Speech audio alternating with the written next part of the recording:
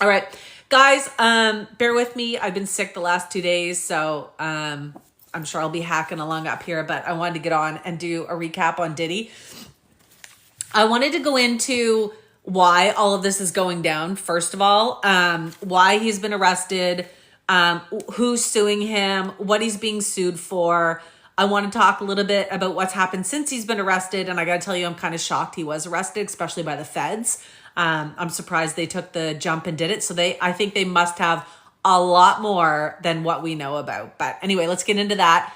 Yeah, and I want to talk about all the updates right up until today. So I'm going to go right back to the beginning. I shouldn't say the beginning, because there's a lot of stuff in circulation around Diddy and stuff that people think, like people think that he had a hand in Tupac. People think that there was a murder years back that he had a hand in. People think that he had a hand in his ex Kim, in her death. Like there's tons of stuff people suspect that he's done, but I'm just going to talk about the accusations that have come out in the last 2 years and the lawsuits that he was fighting, why they came out when they did. Cassie, his ex, in the video. We're going to get into all of that stuff and then talk about where we are right now. I'm going to go from my notes from the video that I made a few months back, summing up all the charges against Diddy, and then we'll do a summary of everything that's gone down this week, because it is crazy to say the least. Like, it's crazy. It's crazy. That's all I can say. It's crazy. So, as you guys know, this all kind of came to light, big time came to light, I should say, is when the feds raided his homes. So they executed search warrants on all his properties, and they found a ton of stuff. They found guns, they took the phones, they took the computers.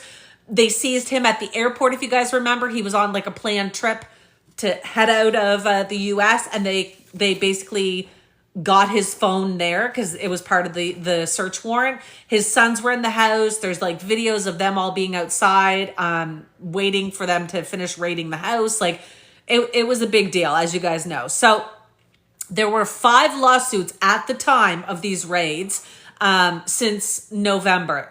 5 lawsuits that were against him, okay? And they went from everything from sexual assault, trafficking, engaging in other criminal activity. He denied everything. His lawyer came out and said he didn't do it. He's come out in a statement saying that, these people are just angry with him and haters, and he didn't have anything to do with any of this. In particular, if you remember when Cassie, his ex, came out and said everything that she claimed he had done, he denied everything, basically said she was nuts. And then the video came out of him doing what she said, pretty much word for word, and he tried to backpedal. He came out with his apology video, anyway. So here are the accusations that have come out against him. So on November 16th of 2023, so just last November, was the first one with Cassie. So that's his ex. That's probably the, I guess, most recognizable lawsuit right now against him because of that video. But she was the one that came out first. She was his former girlfriend. She filed a civil suit against him because it's too late for it to be criminal, right? Like the statute of limitations has expired.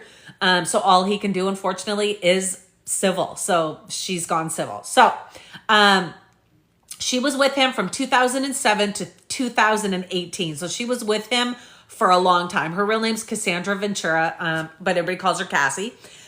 She alleges that he sexually and physically abused her. She had tons of details in her lawsuit, and the only reason that she was able to come out and go after him was because of this. So there was a New York's Adult Survivors Act that came out. And basically, this meant that adult victims had 1 year, and only 1 year, to come forward to file civil claims regardless of the statute of limitations. So statute of limitations is there, and if you don't file in that time frame, they can't do anything about it. Like, it's gone. So New York implemented this 1 year little window last year and basically said, if something's happened to you, you have 1 year to come out, and we're going to accept whatever cases. So that's what she did. She came out during this window, and at almost the end of this window, like November was almost to the end. This is what she alleged. Cassie came out and said that he forced himself on her. So RAPE, you guys know the word. That he forced himself on her, that he would beat her in fist fits of rage that he would get into and just totally attack her. It was awful. She called them uncontrollable rage is what he had. And she said that he exerted a tight hold over every aspect of her life. He completely controlled everything she did, everywhere she went, everything she said, who she hung out with, you name it, he was trying to control it. He was making her perform sex acts with other men, and as you guys now know, they were called freak-offs, is what he labeled them as. And most of the time, these were male sex workers that he would pay to come into his home and do this with Cassie. He would record it, and he would pleasure himself while it was happening. Now, he wouldn't busy himself, of course, with hiring these sex workers and things like that. What he ended up doing was getting all of his employees to do his dirty work. His security team, his assistants, his friends, all of these people would be the ones that he would hire to get them to do all of this for him. So what they're looking at right now in these lawsuits and the arrests is that side of it as well. All of his employees and people like that who were hiring and recruiting and rounding up all of these sex workers and prostitutes. So it's not looking good for a lot of people. I'm guessing we're going to see a ton of people testifying against Diddy.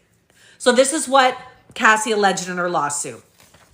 In that lawsuit, she came out, as you guys know, and one of the situations that she wrote about in the lawsuit that you can read if you go and get the paperwork was the situation that the surveillance video footage has now come out with. So she alleged that she was in a hotel room with him, that he was upset, freaked out at her, started attacking her. She tried to get away and she waited till he fell asleep, or what she thought was he was asleep, and she tried to take off and leave the hotel room.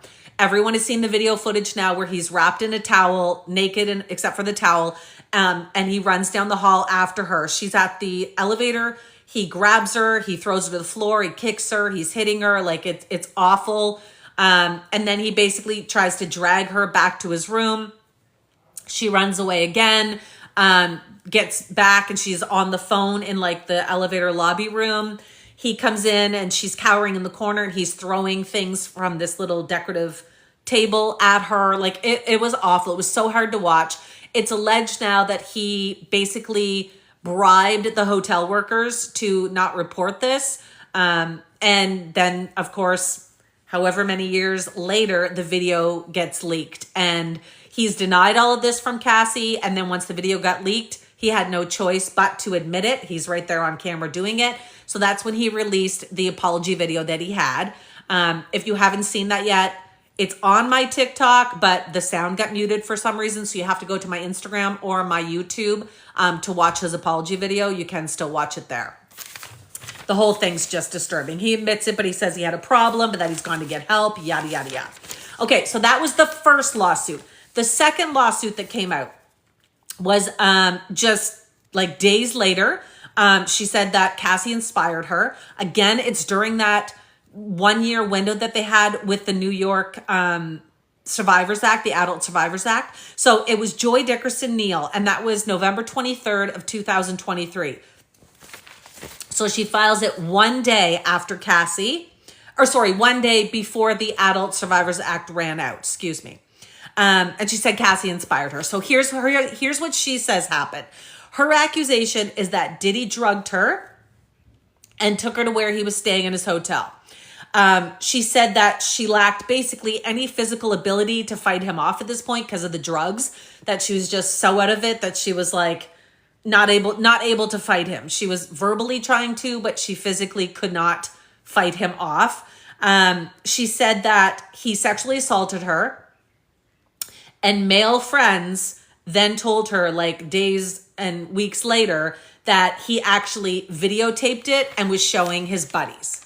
So that's how she found out that what he had done and that he had taped it. So that was the second person who filed. The third lawsuit came November 24th. This one was by Liza L-I-Z-A, Lisa Gardner. And that was on November 24th. It was filed again the last day. And she said that she was sexually assaulted at 16 years old, that he did this to her when she was 16. And the story she came out with was that in 90 and 91, at the height of his career, when he was big man on campus, she met him and R&B singer Aaron Hall, if you remember Aaron Hall.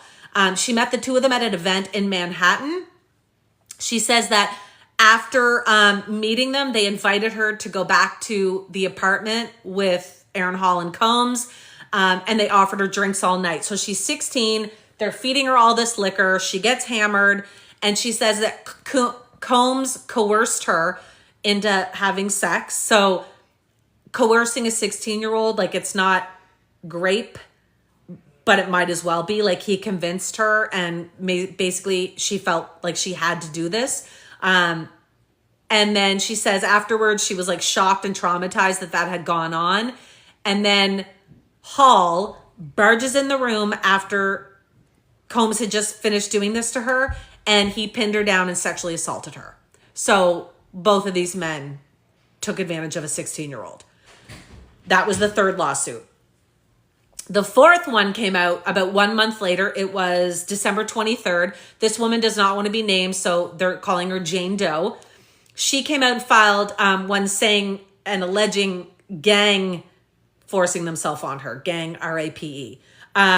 She says also sex trafficking by Combs and Harvey Pierre. So Harvey Pierre was a former longtime president of Combs's record label. So he was involved in this one as well. This was 2003. She says that she was 17, and at the time Combs was 34 years old. So she said that they met in a lounge in Detroit. You might have heard about this story already, guys. Combs convinced her. I don't think it took much. She was 17 and just met P. Diddy. But he convinced her to go on his private jet with them to New York. And she was super pumped about it. So she got on the private jet. But before they left the club, she says that Pierre, who was his former president of the record label, he made her perform oral sex on him before leaving the club. So right away, she was already taken advantage of. She was 17. She just wanted to be with P. Diddy on his jet. And this is what she ended up doing. Unfortunately, she still went. She said when they landed in New York, they went to a studio somewhere, and she said that she was given copious amounts of drugs and alcohol, that there was another man already at this studio. B, thank you, darling. And the three men basically took turns having their way with her in the bathroom. So she said she couldn't fight it off. She was drunk. She was on drugs. She was 17 years old. The three of them had their way with her in the washroom. And then instead of taking her back with them on the private jet, he got an assistant or somebody that works with him to ship her off on a plane back home to Michigan again. So, I mean, just used and abused, like that poor 17-year-old. That was when Little Rod came out, so Rodney Jones. That was February of 2024, so just this past February. Rodney comes out, and he basically accuses Combs in a federal lawsuit of engaging in serious illegal activity. And he actually accuses Diddy and associates. So like I said, his security team, his associates, you name it, that's who he's accusing of. Now, Rodney Jones actually worked for Diddy. So he worked for Diddy as a producer on his latest album, and he also lived and traveled with Diddy from September of 2022 until November of 2023. And if you remember, it was November of 2023 when Cassie and Joy both came out with their lawsuits. Okay. And that's when Rodney Jones was finally like, peace out, I'm out of here. Because he obviously knew more than he had told at this point. So he worked with him. He was very close with him. He traveled with him. He lived with him. Like he was, his right wing. He says that he was sexually harassed by Combs and he was pressured to engage in these freak-offs, these sexual acts. He said he was forced to procure sex workers for Diddy. So remember we were just talking about that, how he didn't go out and get these male sex workers himself. He was getting his team to do it. Well, Rodney Jones says that he was one of the people that Diddy would get him to do this. He also said that he witnessed Combs giving drugs and drinks that were laced with things to people at the parties, including these sex workers. So Diddy would have these huge parties, invite a whole bunch of people, including sex workers, and then slip a bunch of them drugs and basically see what happens and have these freak-offs. We're going to talk more about the freak offs in a few minutes because the information that came out in the indictment is insane. Anyway, so stay tuned. He said Combs made him record him constantly. He said whatever Diddy was doing, he wanted to be recorded. So if Diddy wasn't filming it, he wanted other people to do it, and he was getting Rodney Jones to do it most times. So Rodney said at these parties, he was constantly recording. If Diddy had people over, he was constantly recording. So it sounds like, guys, everything's on tape. I think a lot's going to be coming out. So he said he made him record everything. He said he included screenshots in his lawsuit of these parties and stuff and what Diddy was doing. There was a lot of underage girls, he said, and a lot of sex workers. So it was not good. He says Combs was trying to groom him as well into basically a sexual relationship with Diddy, was his opinion. He said at the time that he felt sexually harassed by Diddy, that he was always trying to get him to participate in things with him, and he just felt super uncomfortable by it. He said that he was doing this while he lived with them in Florida, LA, New York, and on a yacht that they rented in the US Virgin Islands. So he listed all these places as times where he felt that he was being harassed and sexually harassed by Diddy. He said that he and Diddy's other associate, Brendan Paul, we'll talk about him in a sec, were asked to travel with the drugs and firearms that Diddy want to be brought places. Diddy wouldn't carry them on him. He made these guys do it. So Rodney Jones says he was one. He also said that Brendan Paul was another one. And Brendan Paul, we'll talk about in a second, but he was arrested when he was trying to travel with Diddy when Diddy's houses were raided, if you recall. So in additional filings, he's also accused Combs and his sons. So I don't know if it's, both. It says sons plural. Of being involved in a 2022 shooting at an LA recording studio. So if you remember that, he's also accusing him of that in that as well. So March, just this past March, is when Homeland Security raided Diddy's properties in Miami, LA, and New York. Guns were found, but no other details were released. So now what we know is that Combs has been arrested this week. When they raided his homes, they found, as we know, the guns and all of that stuff. But the other thing they found, which I find so odd, is they said they found 1,000 bottles of lube.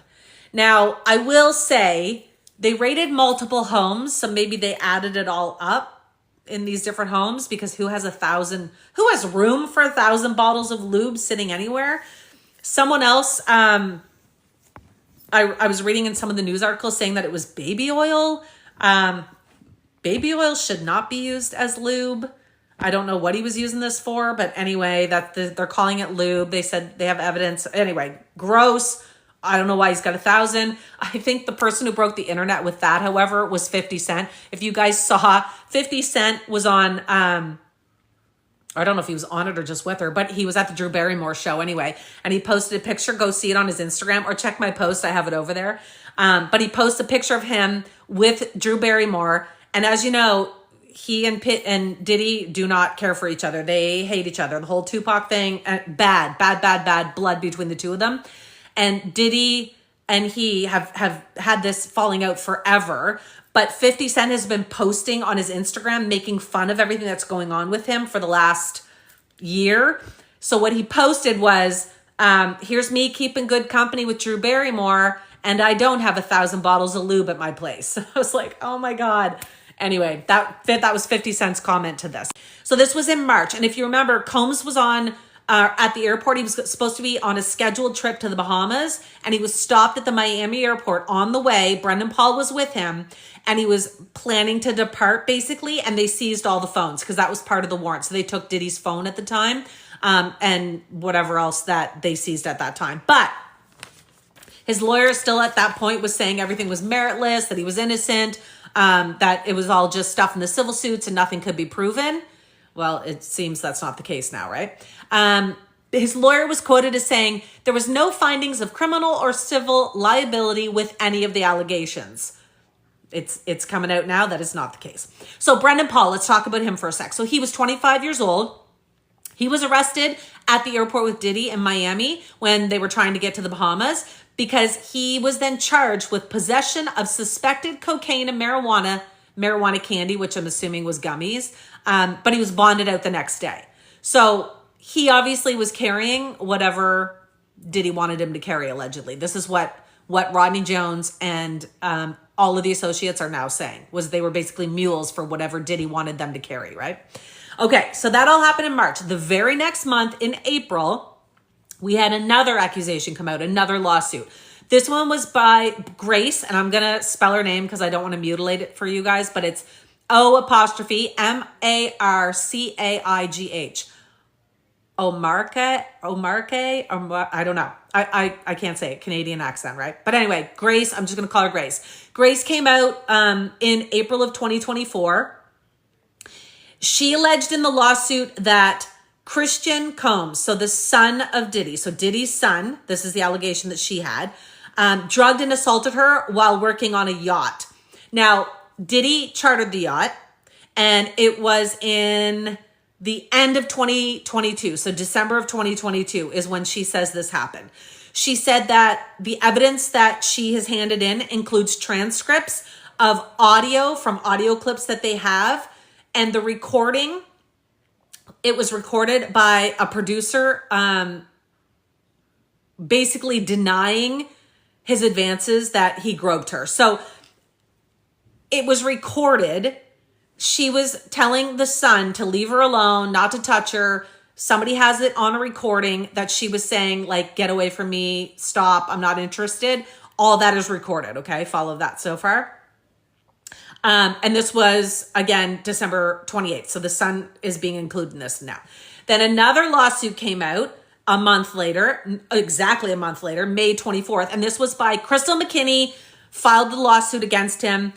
She says this happened in 2003. So this went way back. That's why all of the charges that are filed against him now date way back, because all this stuff was happening at the height of his career, right?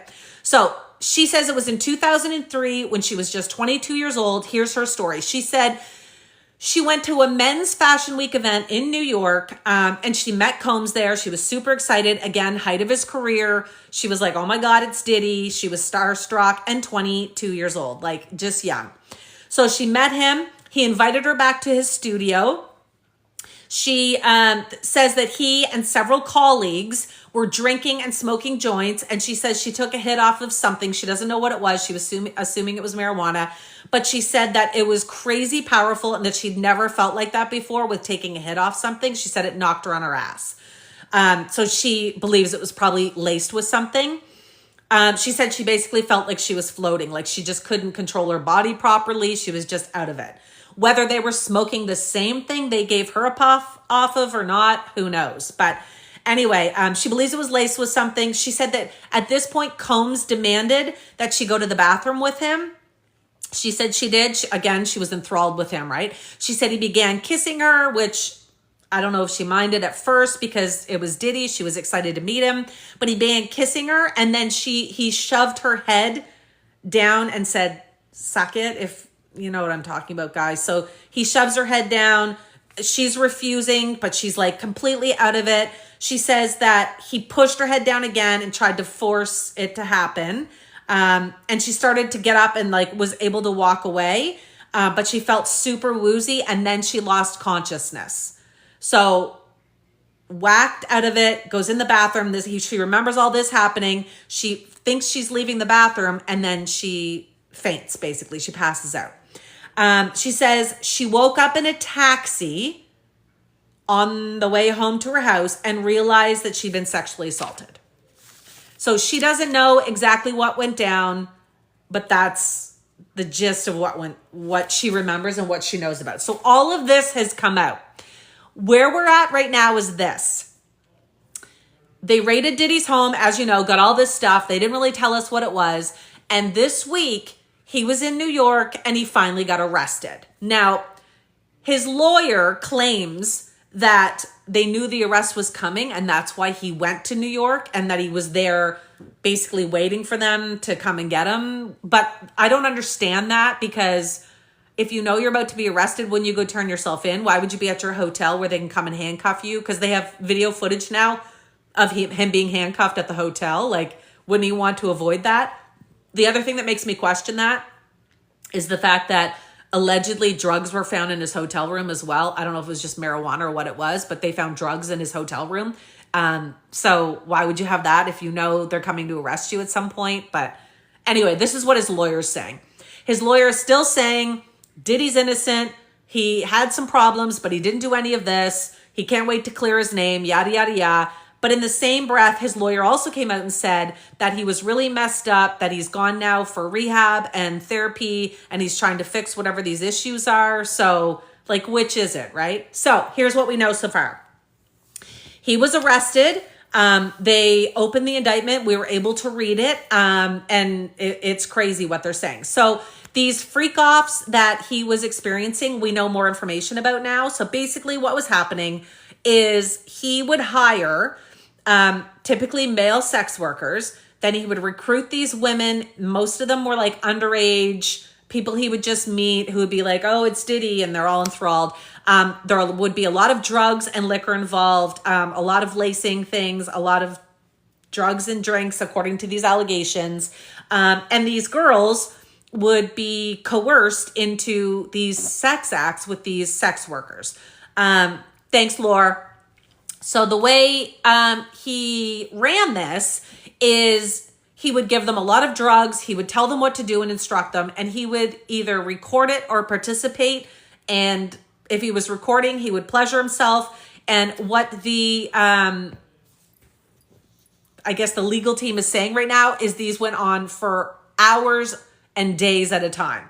So they said it got so intense and so much drugs involved that the people involved would be given IV liquids through IV afterwards to basically help them recover. And sometimes it would continue after the IV treatments. And anyway, it was horrendous, it sounds like. But all of this was taking place at his places, wherever he was. So what they found out now is he was also transporting these male sex workers and prostitutes across state lines, which is a federal offense. So the feds have now charged him for trafficking, for sex trafficking, as well as trafficking these sex workers across lines. He's been charged with racketeering. He's been charged with oodles of stuff now, and he has now been arrested. He went to court, wanted bond, and they had this huge list of all the things they were willing to do to get Diddy this bond.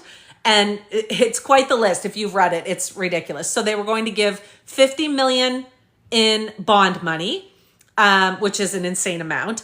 They were going to give up his passports as well as his family's passports so that he couldn't travel. They gave a signed letter from Diddy saying he would sell his private jet, I guess so he couldn't flee the country in his private jet.